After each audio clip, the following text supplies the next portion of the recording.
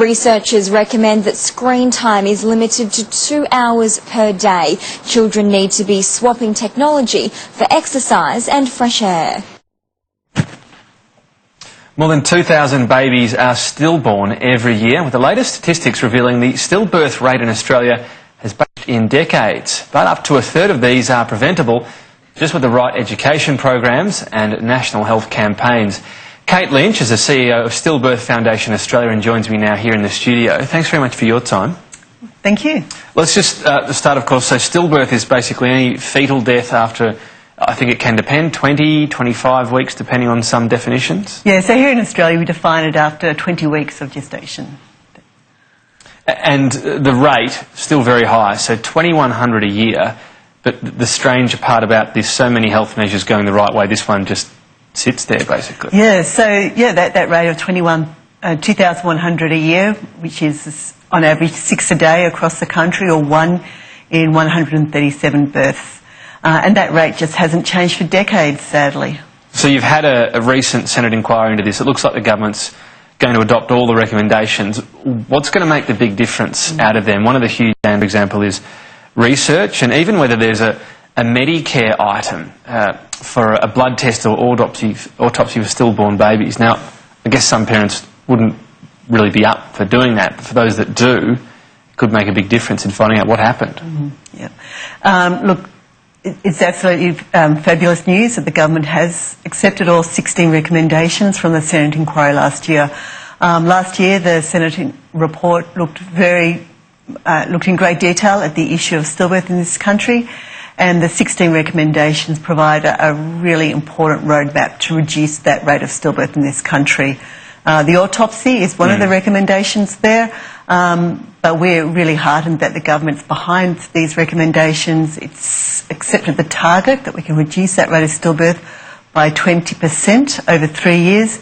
And in fact, the Minister's keen to try and overshoot that rate, which with the right public policy focus, we're very confident we can even overshoot that target. And you're talking about hundreds of babies every year and such trauma. Education is such a big part of this. It's often compared to SIDS, where a few remarkably simple things emerged out of research. They were always passed on to parents, and we saw the impact there. That's right, absolutely. We know from the research that through some simple steps, further education for healthcare professionals in the delivery of maternity care, but also education to pregnant mums, we know that we can reduce that rate of stillbirth in this country. We've drawn from the best models in overseas countries and put together a package of care that, if we embed that in maternity practice across the country, we will see that rate reduce. Well, it strikes me again how simple some of it can be. One of the signs, reduction in how much a baby's moving, kicking, for example. Why is that not being passed on universally to parents, to particularly, I suppose, to first-time mothers? So that's what this, the recommendations from the committee and the funding that the government has recently announced. It's with this funding, this public health policy focus, that we can get those messages out to pregnant mums. Like you said, if a mother notices a change of movements of their baby, seek medical advice immediately. Another important message is, from 28 weeks onwards of pregnancy, sleep on your side. If you wake up on your back, don't worry, just settle and go to sleep on your side. It doesn't matter if it's the left or right side. Simple education messages to parents and to mothers, and then the increased training for healthcare professionals. We can make our pregnancy journey healthier and deliver more babies alive. So in some circumstances, just even getting told what they should be telling parents.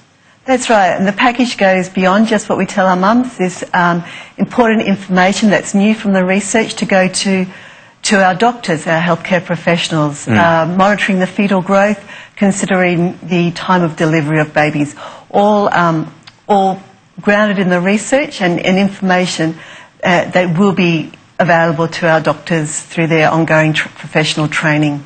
Well, a really significant few days, obviously, for your organisation. Thank you for your time, Kate Lynch. Oh, pleasure. Thank you.